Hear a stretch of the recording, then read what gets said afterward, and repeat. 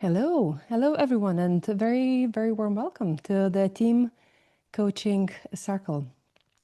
It's great to see so many of you here today dialing in, and especially nice to see a mix of familiar faces and people who are joining us for the first time.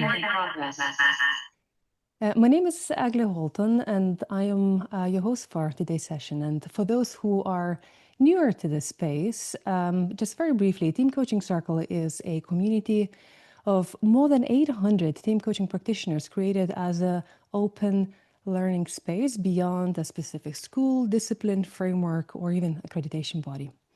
Each month, we come together to explore real practice, tools, stories, lived experiences, and edges of how we work in team coaching environments. This initiative is also supported by ICF Ireland chapter. So if you're looking to claim your CCE units, I'll share instructions towards the end of the conversation. And before we move on, I want to invite you all to take a moment to arrive. You might be coming from busy day, back-to-back calls, or hectic start of your Monday. So if it feels right, just take a breath and let this to be a small pause in your week. I think that we're landing well into this session. And today's session will invite you into a slightly different edge, to explore a slightly different edge in the team coaching practice. Many of us, we are all kind of highly skilled at working with cognition, the language, the frameworks, contracting, reflection, sense making. And yet in complex systems, we often see that something more might be needed. Something that works with awareness, that works with presence, body, not just a thinking mind. And today we're going to explore how to really go beyond that cognition and deepen learning through embodiment by consciously inviting the largest system that holds all of it, nature itself, and how it might open different possibility when we are working with teams operating in complexity. So to guide us into this territory, I'm really delighted to welcome Dr. Krister Lowe. Krister, very warm welcome. It's really good to have you with us. Nice to be here, Egla. Thank you so much, and to everybody who came today. Yeah, it's lovely. It's lovely to see you, and also your dog in the background. Yeah, that's my supervisor.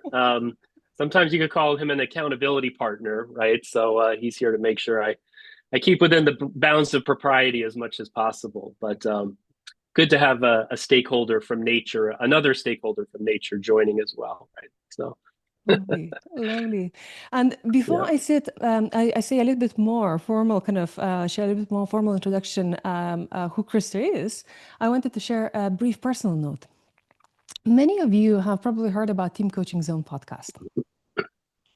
And Team Coaching Zone podcast, for me, has been my top go-to resource and inspiration for all things related to team coaching over the years. And I guessed that might be well true for many of you on this call, especially if you've been in team development or team coaching space for a while. So I'm genuinely delighted to have Krister joining us, the very founder of Team Coaching Zone podcast. And it truly feels for me a personal highlight of Team Coaching Circle calendar for 2026. So Krister is an organizational psychologist, co-founder and chief of innovation at 6 Team Conditions, co-editor of the Practitioner Handbook of Team Coaching, and co-creator of Nautilus Experience, ocean-based leadership and team development program that which takes teams outside their familiar room into a real embodied experience at sea. So welcome, Krister. And here is how we're going to spend the next 6 minutes together. In the first half an hour, we'll hear from Krister as he shares stories, reflections, practical insights, and then we'll move into small breakout reflections, giving you space to explore what is it that resonating in your own practice. We'll then come back to harvest insights and Q&A, and we'll close with a bit of an overview of what's next for Team Coaching Circle and information about CC use by ACF. So with that, Krister, I think that we are all now here on this call Ready to landed, go? ready to go. I would like to hand over to you. Excellent. Well, thank you so much, Egla, and the Team Coaching Circle. My first time speaking to this wonderful group. And yeah, so it's great to be here. And I'm just going to set my timer here so I can keep track of my 30 minutes. And thank you all so much for coming today. I think it's a good time. I'm here in snowy New Jersey, outside of Philadelphia in the United States. And really glad to be here to start my week off with this session. So this is kind of the highlight of my day today. But this is a topic that's near and dear to my heart. And so excited to share in the 30 minutes I have a bit about, the role that embodiment in nature plays in my team coaching. And my hope is that you walk away with some maybe new ideas, tools even. If you're using embodiment or nature already in your practice, maybe some more to add on to, things to consider. But also, if you don't have an embodiment and nature-based part to your practice, hopefully some ideas, maybe some inspiration or a stimulation to try to bring that into your practice. So, that's what I want to cover a little bit. So, so I am working mainly with 16 conditions right now, and I discovered 6 conditions during my podcasting years, which have been over for like 5 years. That's how I ended up getting to where I am. But I've really been dedicated to the field of team development, team coaching, team effectiveness for 10 years. And so this has really been my passion. I'm trained in 5 or 6 different team coaching approaches. And like many of you probably have developed an eclectic practice or approach drawing on multiple sources of inspiration. So today I want to really kind of hone in a little bit more on the role that embodiment and nature play and how that's evolved a bit in my practice. But I'm going to start actually by going back a few months. We at 6 Conditions ran a conference in Malahide in Ireland back in October. And the theme of our conference, we had people from 14 countries coming. And the theme of our conference was transforming organizations, scaling team development interventions. And so our inquiry in the conference was really, how do we move beyond just reaching one team to reaching a quarter of the teams or maybe the half the teams in a system? Because we know a bit that if you can start to reach 25% or more of the teams in a system, you can start to really shape organizational culture and performance on a whole nother level. So there's a bit of a tipping point at which we can really scale up our work around teams. And so we started off our conference with a constellation where we created a big oval circle using this kind of green tape. And we inquired people to think about, if we were to scale up team development interventions, what would be the leverage points in systems that would really help us go there? And you can imagine, and we had people write these down on big pieces of paper and place them in the circle. And then we had people in the circle embodying them and the like. But you can imagine that a lot of the themes came up were around, critical teams, leadership teams, leaders in the organization, team leaders, resources, stakeholders, clients, and the like. And so there's a really rich, 20 or 30 factors or, leverage points were highlighted in this constellation. And I had just been coming back about 2 months before. I was down in Costa Rica. I was up in the mountains, unplugged in a place where we had no internet connection or phone connection. I was completely unplugged for 5 days. And I had this really, immersion experience in nature. And so it was still living with me. And Malahide's a very beautiful place in Ireland, some really old trees. Egla and I were there actually for training, and we went out and looked at a great old tree, one of the older trees in the area. And it struck me when I was looking at this constellation of factors, a couple of things. There was a lot of energy around AI. So AI is all the rage and the buzz and technology and people talking about that. But 2 things really struck me were missing for me conspicuously from the list of factors. One of them was around human beings. So there were leaders and senior leadership teams and teams, but nowhere was the human being, the team member, or just human beings, employees, actually highlighted as a critical factor. And then the second one, which I found also very conspicuous, was nature, really missing. And I know those are probably not the topics that most come to our mind, but for me, what's been niggling at me in the recent years as we rush to AI is really the intersection between humans, nature, and AI. And I think if you kind of look at a lot of our challenges, they revolve around these sets of relationships. What's the relationship of a human being to themselves? How do we relate to ourselves as human beings and to each other? How do we relate to nature, of which we are a part, but oftentimes it feels like we're becoming farther and farther away from nature? And what does that mean for our relationship to technology and nature's relationship to technology, et cetera? So for me, that was kind of already at that conference, kind of an interesting insight. And it just kind of got me feeling, and one of the reasons why I wanted to do this topic today is that as we plunge all headlong into AI, competing to put ourselves out of business, even perhaps from a critique standpoint, I kind of feel like the degree to which we are not at the same time double down on our relationship to ourselves, to nature, we're not going to have the anchor to be able to really hold these things in balance, right? And I know for many of you, I think about like how life has fundamentally changed in the last 20 years since we've got smartphones.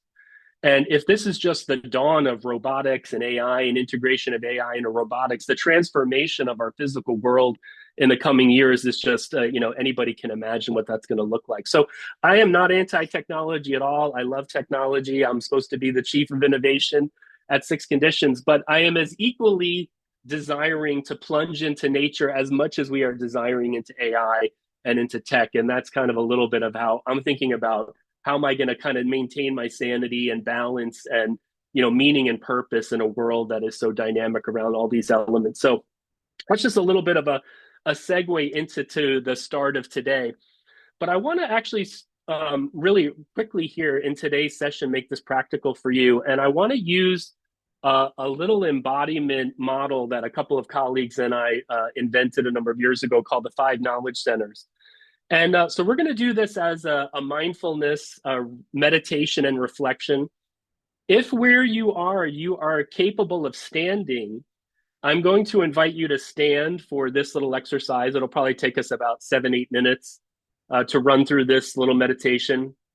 And we're going to be exploring, as team coaches, we're going to go into this reflection around what's the bold shift that you want to make or you think you should make in your 2026 team coaching practice. You may not have had a chance to think about this yet. Maybe you already know and you're working on it, but we're going to use that as a reflection topic as we go into this 5 knowledge centers exercise. And I'll talk a little bit about where this model comes from and applications to it afterwards, but I want you to experience it.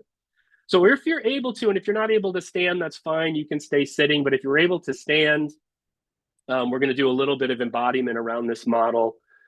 And what I'm going to invite you to do, we're going to just do 5 breaths first, just to settle into this exercise. And we're going to do this together. So we're going to, in a moment, breathe in through our nose, nice and loud. We're going to hold it at the top for a few seconds, and then we're going to exhale for a nice long exhale, and we're going to hold it at the bottom, and we're going to repeat that 5 times. Try to do that in sync as much as we can. And each time we exhale, I'm going to ask you to just try to relax your full body. Like let it wash out, tension. If you find a place in your body that's tense, try to release it. Okay. So we'll just do 5 rounds of this. And you know what? I'm going to ask you to close your eyes, except for Egla, because she can still let people in.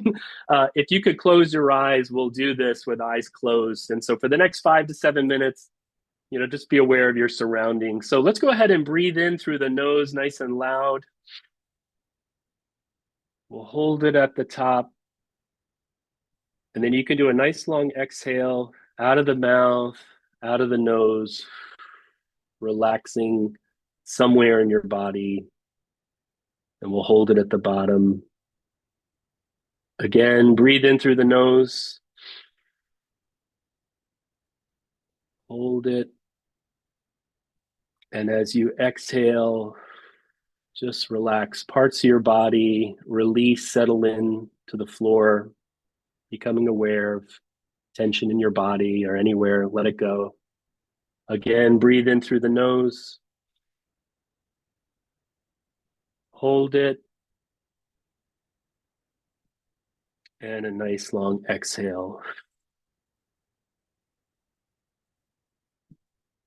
And let's hold it on the bottom. Breathe in again through the nose. Hold it.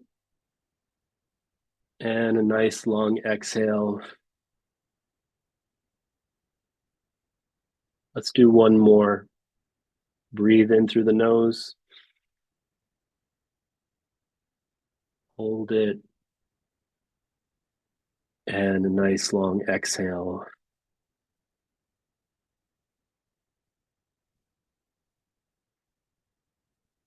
So keep breathing in through your nose and out through your mouth at a normal cadence. You can keep your eyes closed. And as you're doing that, I want you to bring your awareness to your head area, to the seat of your cognitive knowing, where your thinking takes place, your brain, your mind. And I want you, as you breathe in through your nose, out through your nose, or out through your mouth, plant that question, the bold shift I will take in 2026 in my team coaching practice is. And plant that question into your mind. Plant it there. Suspend any judgment around it or thoughts. Don't try to answer it yet in your mind, in your cognition. But just plant that in your mind for a moment. And as you breathe in through your nose and out through your mouth, I want you to bring your awareness from your head and imagine a light or a thread connecting your mind down to your heart area. And you can put your hand on your heart. And as you breathe in through your nose and out with your hand on your heart's the seat of your emotion. And notice what feelings, if anything, you have right now in this moment. Positive, negative, just observe what they are. The heart's the seat of our emotion. And if your heart could speak when you think about this question, the bold shift I want to make in my team coaching practice in 2026 is, what is your heart telling you? If you want to go deeper, if you were to answer that from a place of love in your heart, what would your heart say? What is your heart calling for you to step up to in your team coaching practice? What is the feeling that's calling you? And if you don't feel anything, that's okay. Just sit with that a little bit and keep breathing in through your nose and out through your mouth. And then I'd like you to expand this awareness and connecting this light or this thread from your head, your heart, down to your gut area. You can put both your hands below your belly button on your lower abdomen. Keep breathing in through your nose and out through your mouth. Here's the gut, the seat of our intuition, that part of us that has a gut feeling about what's to come. And as you focus your attention in your gut on this question, what's the bold shift I will make in 2026 around my team coaching? Listen to what your gut's telling you. What's your gut? If your gut could blurt it out, what would it say? Just listen and see if any wisdom or knowledge comes out of your gut. If your gut could just tear off all your constraints, what would it say for you to dive into? Check into that. What would your gut say? Go with your gut. And as you keep breathing in through your nose and out through your mouth or out through your nose, let's expand that awareness from the head, the heart, the gut, now down into the pelvis or groin area. You could put your hands on your hips to embody this a little bit. This is the part of us, the seat of creativity, of creation, has the power at certain times in our life to bring life into being. The seed of us that's concerned with survival, the survival of our species, the survival, the urgency to live, the will to fight, to flee, to survive. And tap into that primal energy. What is it that you're creating? What's on the line for you? What's at stake if you don't step up and create a bold shift in your team coaching this year?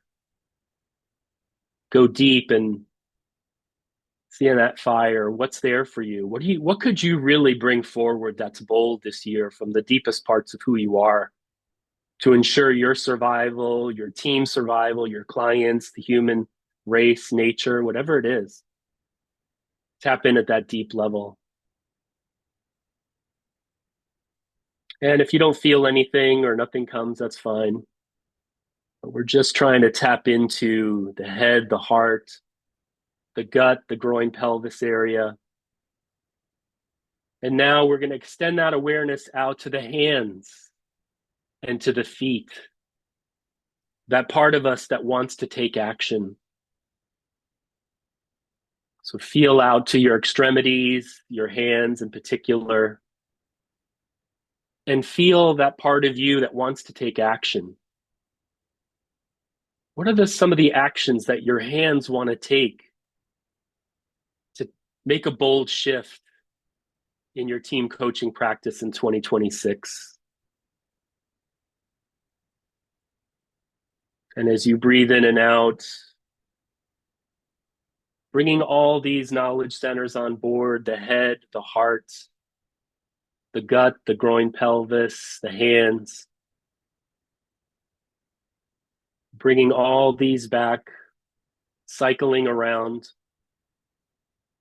I finally want you to expand your awareness to the environment that you're in, the place where you are right now today, the country you're in, the nature perhaps that surrounds you, the world we're living in, even beyond to the universe.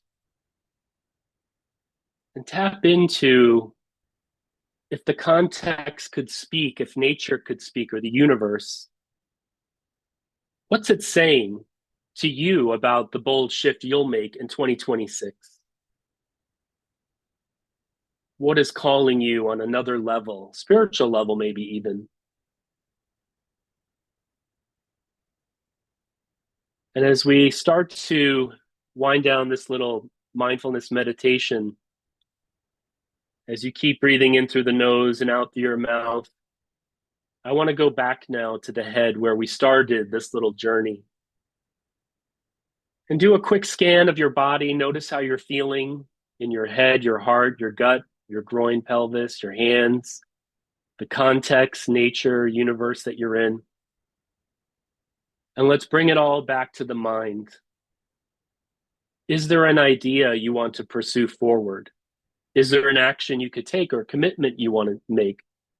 Or is it just noting down what emerged for you for further contemplation from this reflection? And when you're ready, I'll invite you to start to come back. You can open your eyes. You can stay standing if you want. I'm at a standing desk, so you can stay standing with me, or if you'd like to sit down. If you want to take out a pad or a note or your computer and jot down what came up for you, feel free to do so. This is a little exercise, a mindfulness exercise called the 5 Knowledge Centers. Something that some coaches and I invented a few years ago. And you can see the little model here on the screen. And one of the things we have done with this is experimented with many different ways of using this model. So here we just did a little mindfulness meditation to really get out of our heads and get into our bodies. You probably have heard the saying that the body doesn't lie. But there's a lot of wisdom and knowledge, and now there's evidence that we actually have brain cells in different parts of our body. They're not just in our heads, but they are in our hearts and in our guts and in other places. And so the body is this incredible machine, right?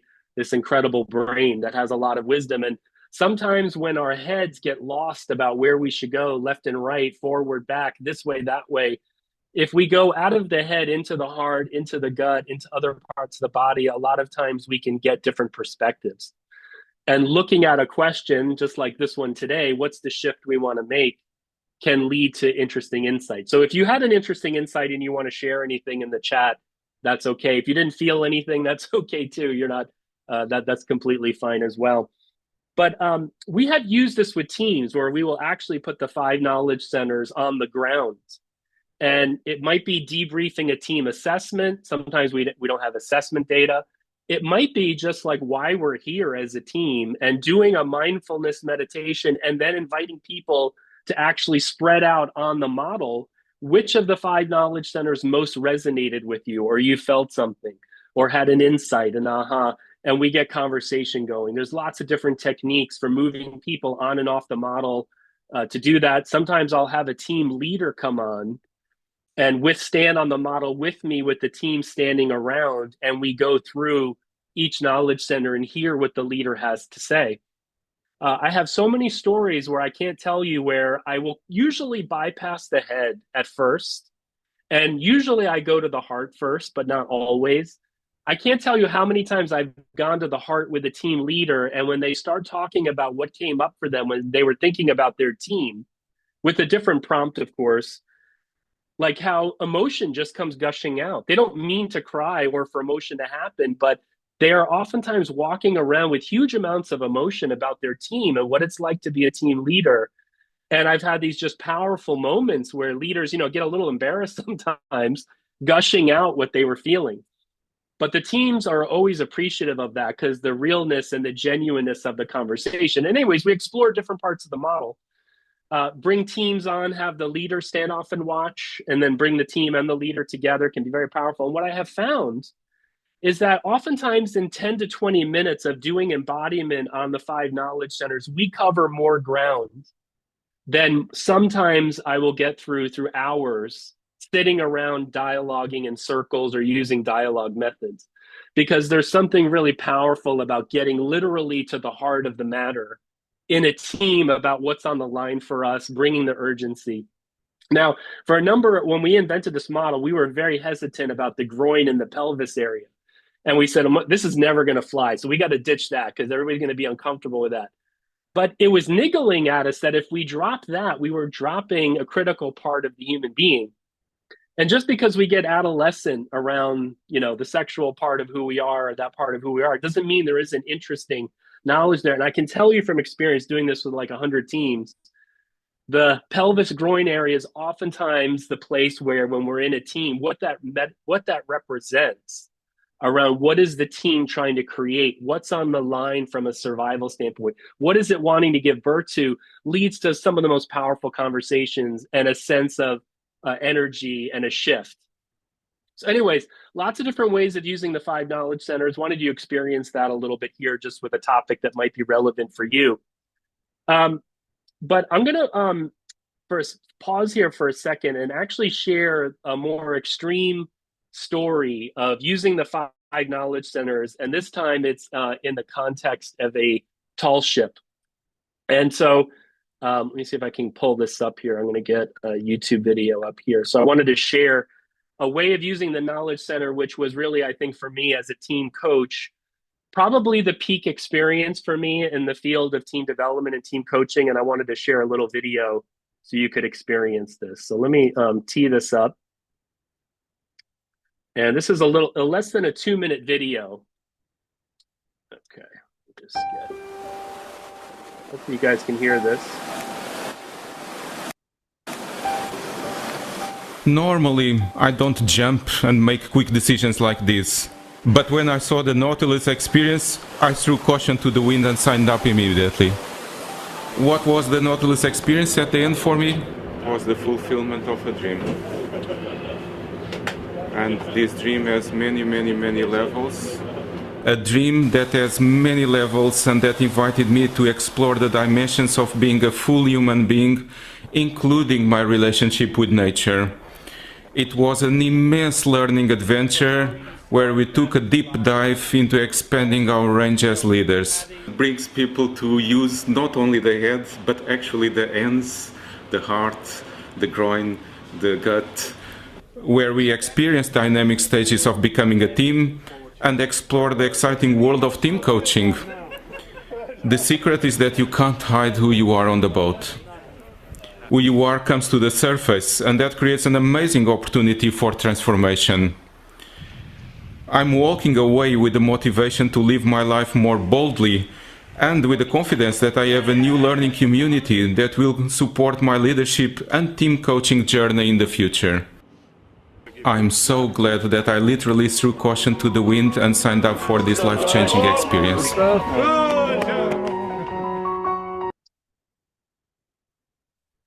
All right, so that was a little kind of visual where we took the 5 knowledge centers and we designed a whole program. We decided, organizations, we were going less time. When I got into learning and development 20 years ago, we would have 3-day retreats, sometimes 5-day training programs. Hold on a second. I've got YouTube still going here. There we go. We would have, sometimes 3-day trainings, 5-day. And then, as time went on, we started to just reduce to, 1-day programs, half-day programs, 90-minute webinars, 45-minute webinars, and the like. And we thought, something's getting lost in the spaces where people can connect and where deeper transformation can occur. And while through technology, we could democratize reaching many more people, we really felt something was being lost. So we said, if we could design something where there were no constraints, what would it be? And we ended up coming up with this idea of the 5 knowledge centers and doing it on the ocean. And so we found a tall ship out of Rotterdam in the Netherlands. We recruited 15 people. We've done a couple of voyages. The first one was 15 people. The last one was along Norway with over 25 people. And we ended up being part of a tall ship's race from London, Greenwich Mean Time in London on the Thames, all the way down to Portugal. And it was, for me, a peak experience of being out in the unknown. I'm not a sailor. I don't have a background, but designing and leading a program on the boat. Each day we had dedicated to one of the 5 knowledge centers. We started on day 1 as the day of the groin because it was wild out there. We were 300 miles off the coast of France. And there's this really just interesting thing where the first few days, everybody kept checking their phones as if there was a signal. And everybody knew there was going to be no cell signal, but they kept looking. And after about 3 days, the phones went away. You didn't see the phones anymore. It took people 3 days to unplug from the phones. But then the action really started. People could be on their best behavior for about 2 or 3 days, but you got to see who people really were after 3 days, because now we were out there 300 miles. There's no turning back, 300 miles off the coast of France. Half the group got seasick. There was a mutiny. They were pissed at us as facilitators. And it was like, it was on, guys, but that's when the work really began and the transformation occurred. And there's this really powerful moment where we woke up, half the group had gotten seasick. They were pissed at us because it was like at the beginning, everybody was on a high because they were out in the unknown on this boat. It's just crazy. And then it was like the reality of what they got themselves into. And all of a sudden people wanted their authority and power back. So they got, angry at us. And we were the bad guys. And so we were like literally on the deck in a standoff with the participants, the 3 facilitators and me. And we said what we're gonna do, because everybody hates us now because we got them out on this voyage. There's no getting off the boat. Half of them have been seasick and they're pissed at us. And so we went down into the hold of the ship, down into the bowels, down into the belly and the gut. And we were sitting there and we're like, what are we gonna do? And one of our colleagues said, you know what? Why don't we use the 5 knowledge centers? Like, we created this model and now we have a problem. Let's coach ourselves. So we drew the 5 knowledge centers on the floor in the galley, and we started walking the 5 knowledge centers about what to do. When we came up out of the bow of the ship, the sun was starting to set and a pod of dolphins, literally on cue, came up along the side of the boat, and there was like light shining off the dolphins, and it was like this magical moment. And suddenly it was like we just got this magic feeling from the universe and from each other. We knew what to do when we assembled everybody and we got back on track. And we had this amazing voyage. We won the tall ships race. We like to say it was because of us, but it was really because of the captain and crew that were running the ship. But it was, an amazing journey. And there was something about being with a group of people in nature, in an environment that you couldn't control, where it's not a nice 9 to 5 with breaks and lunch and everything's nice and safe, psychologically safe, but physically, at times unsafe, and even at times psychologically unsafe, but overall safe, led to this incredible change. It was the kind of voyage where people made lifelong friends. Some people changed jobs, made big life decisions, and some people never wanted to see each other again, including, those of us who were facilitators. So anyway, so a little bit of a wild story about the 5 knowledge centers. I have a couple of articles on LinkedIn about using the 5 knowledge centers with leaders and teams, including something called rapid team formation. So if you want to read into this and look at this, you don't have to use the 5 knowledge centers. I mean, I use the 6 conditions model and others to do embodiment, but there is something about the 5 knowledge centers that, is very quick. It's intuitive. People get it. And I've gotten really good results with it. So I just thought I'd share that with you. And for me, this peak experience of bringing learning, nature, people all together, unplugging from tech, and being out there. We were out there on the ocean for 15 days actually, and in our Norway trip it was 10 days. I think the sweet spot's probably about 7 days, but you kind of need 3 to 5 days to really start unplugging, and then the deeper work can really begin. Before we go to some breakouts, I wanted to just share one other little technique that I have found powerful, and it's one of the things that I call like a walking team coaching session. So I have a quick story for you. So this is on land, not out in the ocean, but I was hired to work with a new CEO launching a leadership team in a healthcare innovation space, not too far from where I am in New Jersey. And what we contracted was 3 half-day team sessions. So we would meet every 6 to 8 weeks and do a half-day session together to get this team really running as a team. They weren't a team. When I met them, they were a group. And I remember very clearly on the second session, so we had 1 half day. In the second session, 6 to 8 weeks later, it was just a beautiful day outside. It was spring, the winter was over, and it almost felt like nature was just calling me to take them outside. But I didn't design and plan for that. And so but something was niggling and said, you got to go with what your gut's saying, is get these people out of this room. They just weren't flowing as a group. They're still getting to know each other. So I just on the spot, I made up something. I said, guys, how would you guys like to go out for the next 90 minutes and do a walking coaching session for part of our time? And they all agreed. Now I was like, oh, they all said yes. And I went, great. And then part of me was like, oh shit, what am I going to do?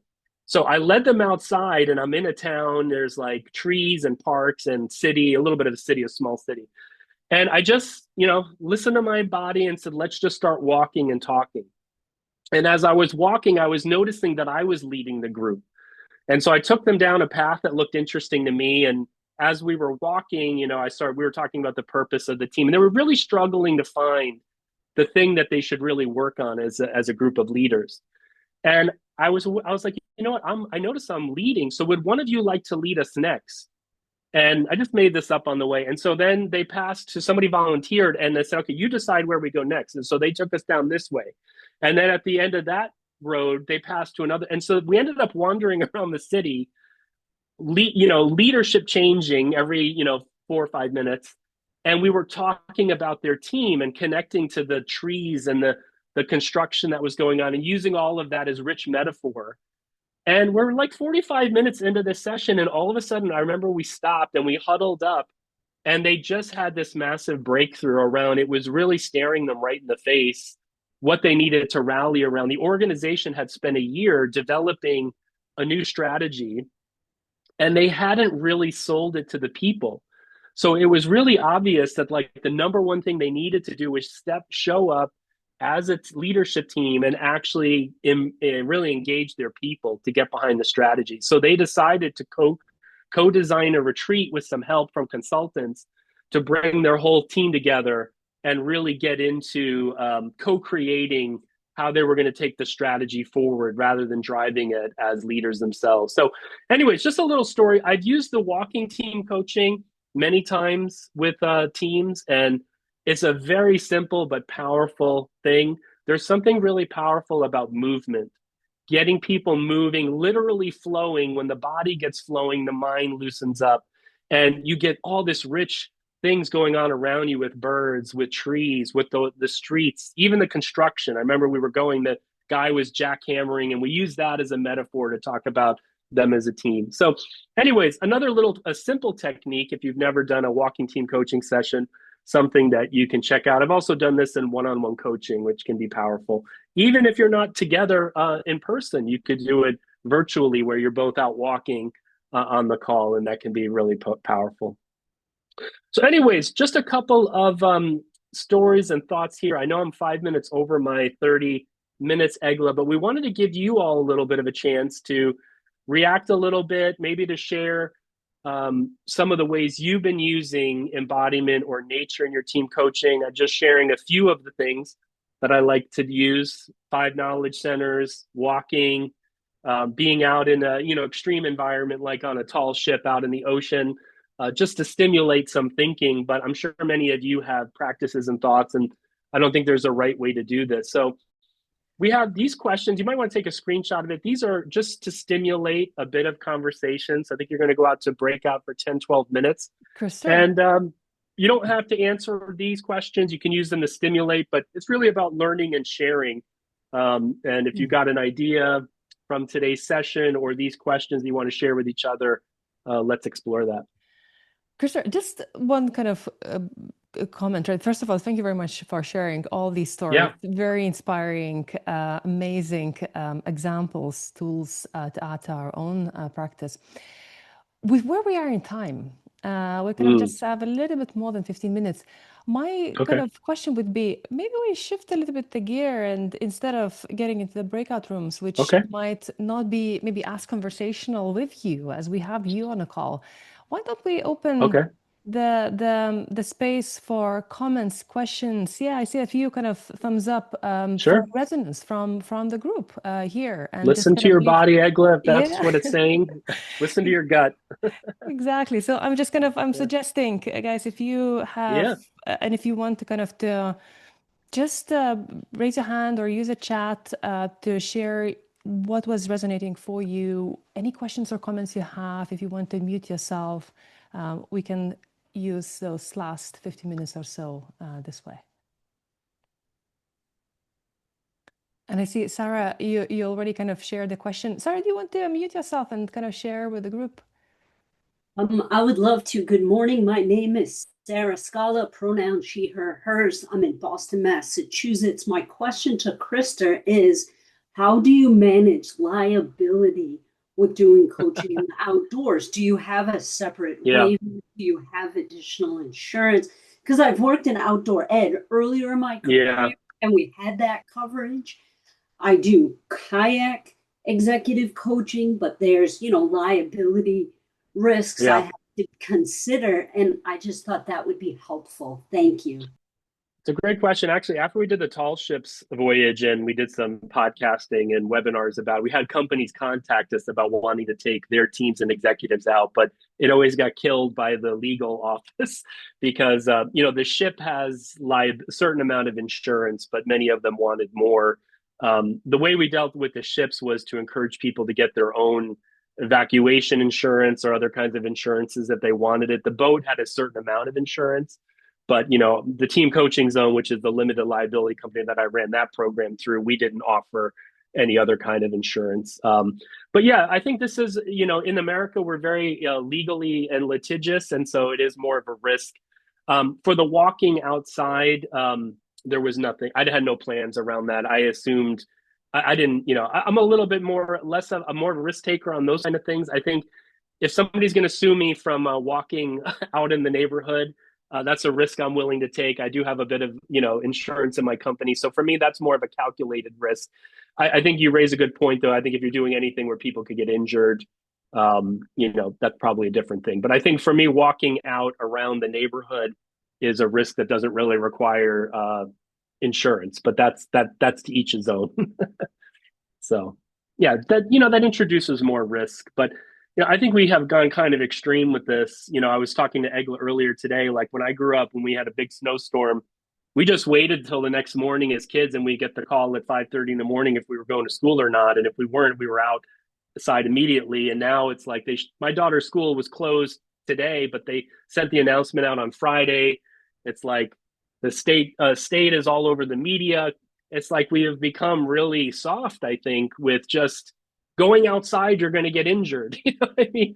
I think it's like a little bit of a chicken and egg problem there. You know, the more we feed into that, it's just like we're just creating a gulag for ourselves in terms of imprisonment, you know. But yeah, good question, Sarah. Thanks, Chris.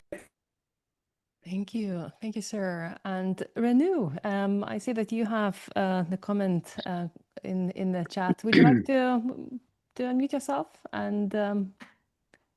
Thanks, Alge. Krista, thanks. Fantastic perspectives. I'm joining from India, as a cultural hierarchy, and where tenure, age is respected regardless of whether you're in a tech company or manufacturing or otherwise. So what's been your experiences with team coaching in these kind of spaces where psychological safety and openness is actually second, they want to preserve their jobs?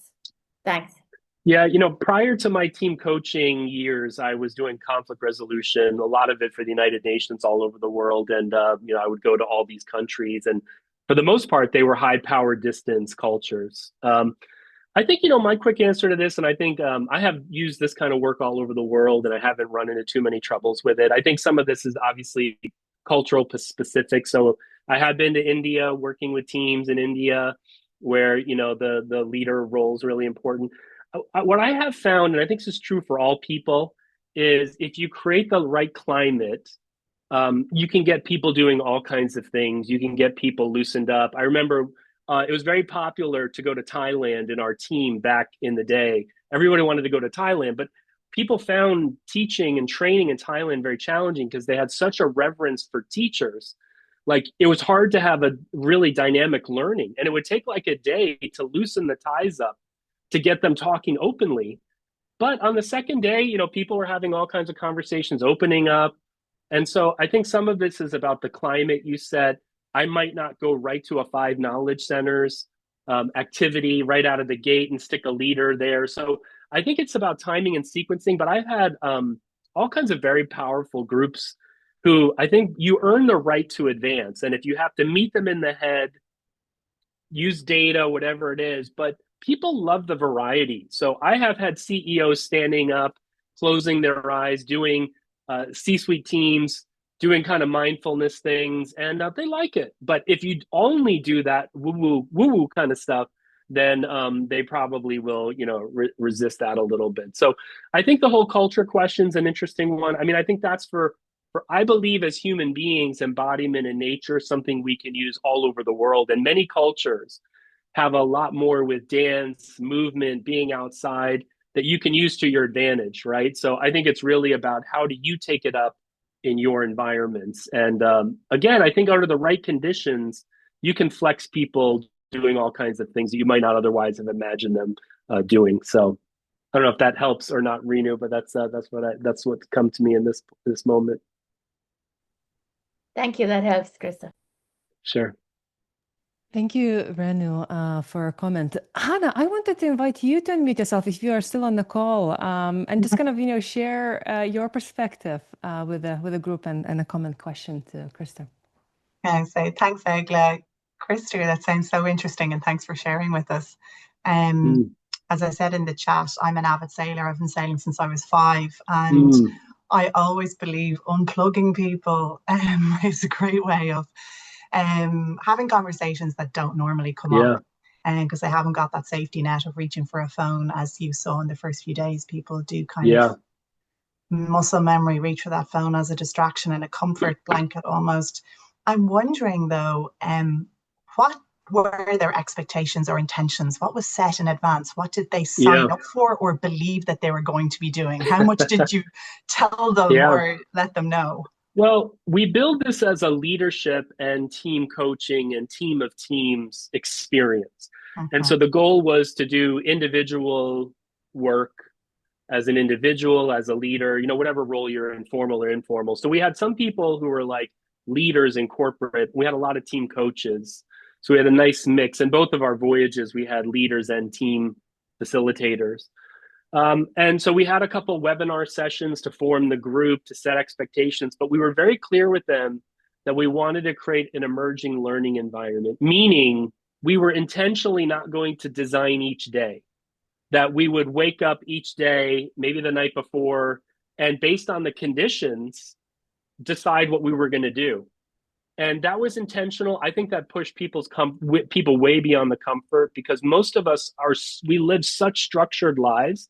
And in organizational settings in particular, while we're working in really emergent dynamic environments, I think we're less comfortable with emergence and lack of structure than we think. And that led to a bit of this. I'm glad I had group relations training, because we unleashed a lot of powerful psychological forces in the group. And that training saved me, because I understood more about splitting in groups and authority and things like that. And that helped me draw on that. So I wouldn't lose it as a facilitator. I could keep the holding environment together.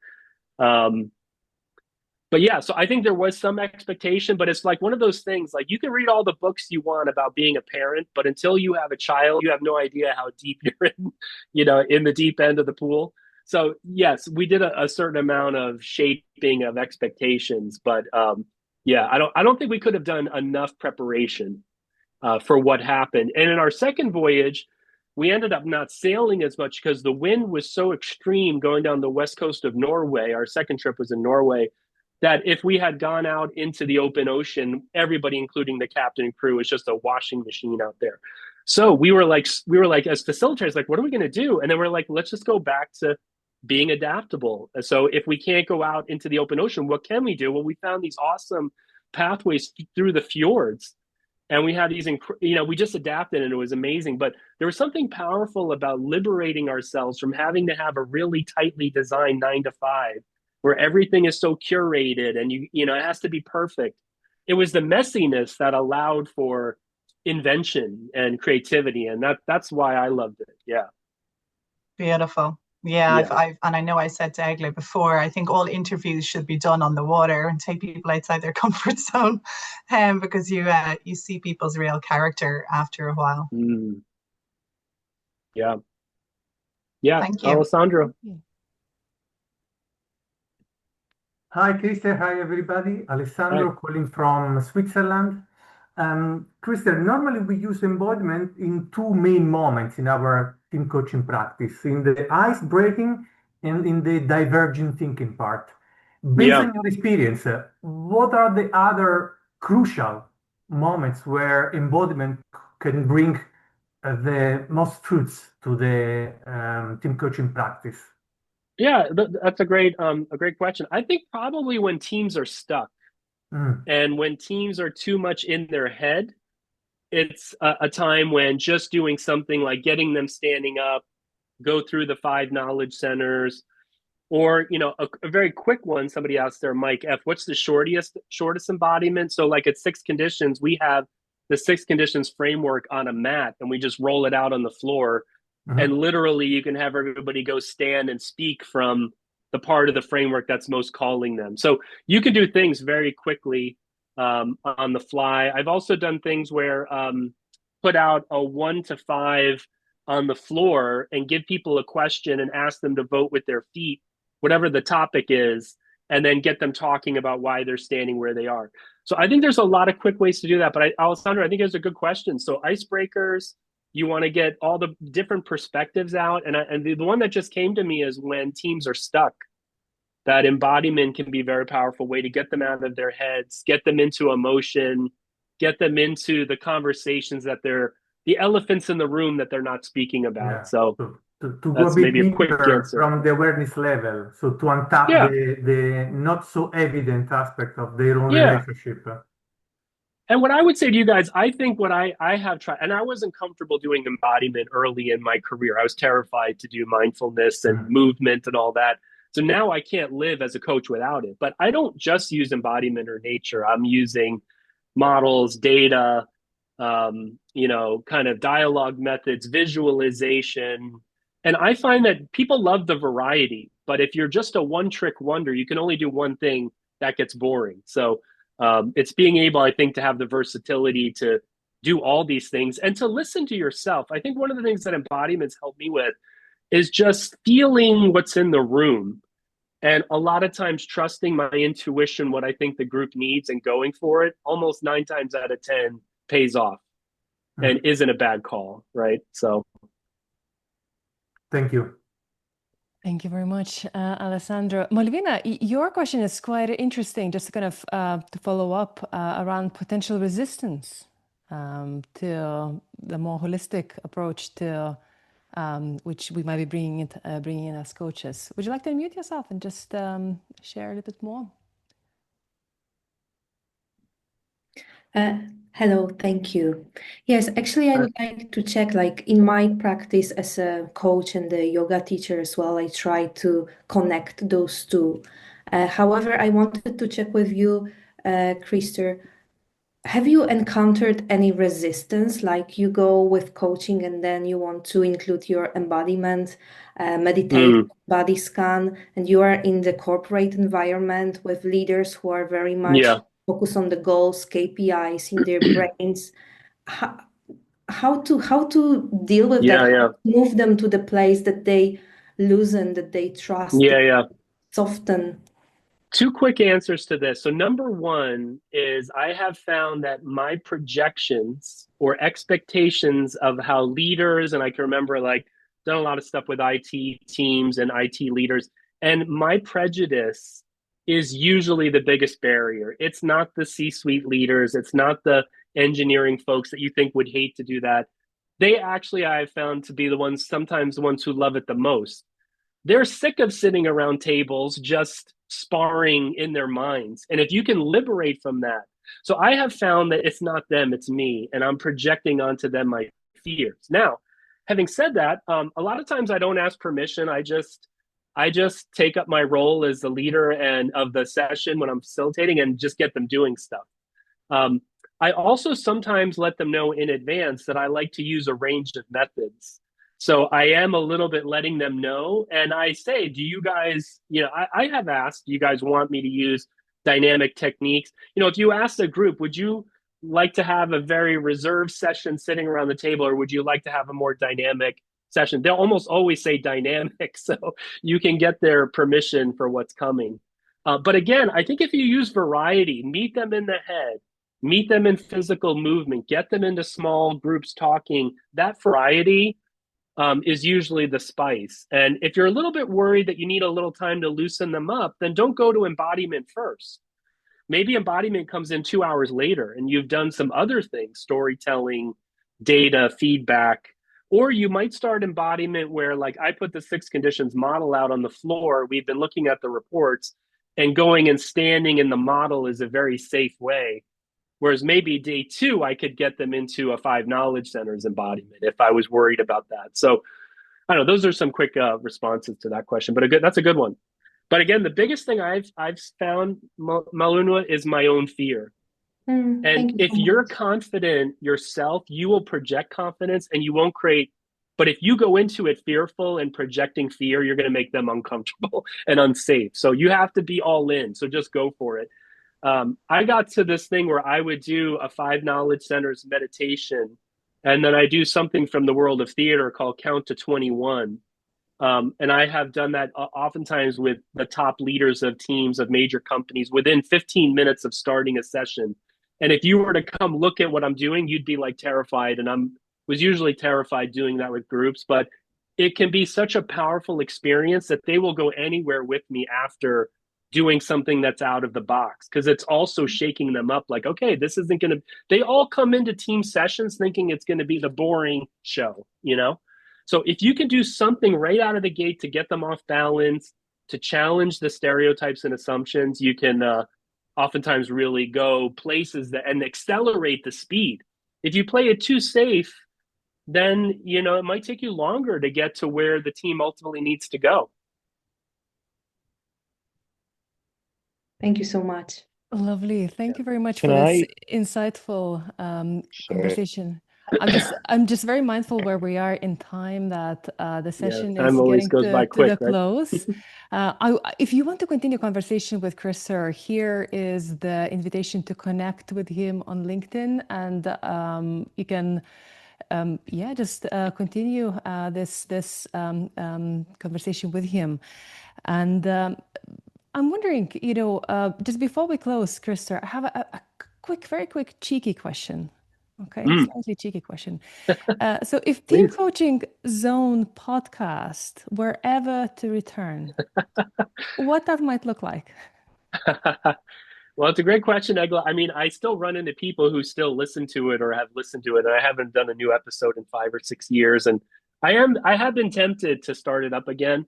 I'll tell you the one thing is that holds me back from it is I don't know about you guys, but there's just so many. I get emails every day asking to be on podcasts. Half of them, marketing has just swamped so you don't even know which ones are legitimate podcasts and which aren't. And I don't know if podcasting is, when I was into it in 2015, that was a really good time for team coaching. So obviously it would probably be video podcasts at this point, but I don't know, maybe there's a call to do it, but you're doing it here. You got the team coaching circle. Yeah, thank you, Krister. And I'm wondering if it's my connection. Do you hear me, guys? Okay.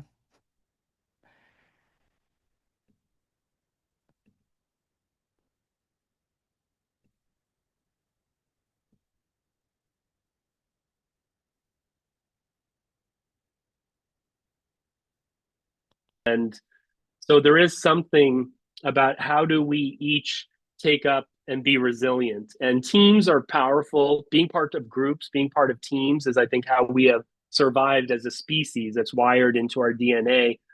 But I do think there is something about having practices, body practices, being out in nature. In the slides, which I didn't get to, I was going to leave you guys with just a couple of things here in closing. So one of them is, I think if you don't have an embodiment practice and you're not using nature, you can really start with just some basic things around developing a body practice. And I put in here some interesting, just some self-reflection questions, and also a little bit of data because I'm in America. I did research on America, and I don't want to assume that the challenges people are having around health and their bodies is the same around the world. But the data is really striking and pretty powerful how little people are spending outdoors, how little food people eat is actually even food and live food. And so it's like the more we go into the technology vortex, the further and further away it feels like we're getting away from our bodies and from the source of our bodies, right, being nature. And so I think there is something about whether you use nature embodiment in your team coaching practice. A great place to start is just to start to develop your body as an instrument. And, whether it's through yoga or, martial arts or walking or just being out in nature, I think there's something really powerful about tuning in to different parts of your body, because we live so much of our lives in our heads and that carries us so far, but we're really limited in terms of the whole body as one brain that's, functional, interdependent, and, all of it. There's no kind of shortage of developing that instrument. And when you show up in a room, it's not just the knowledge in your head of the techniques, but what's your presence? How does your body show up in the room? Is it conveying confidence, excitement, or are you conveying fearfulness? Is your energy small? So lots I think we can do just to get started on the journey, even before we, go to work with teams around, cultivating our bodies as an instrument, and doing some work there. So, yeah. And then, Egla put the QR code, but if you guys want to reach out and connect, would love to hear from you.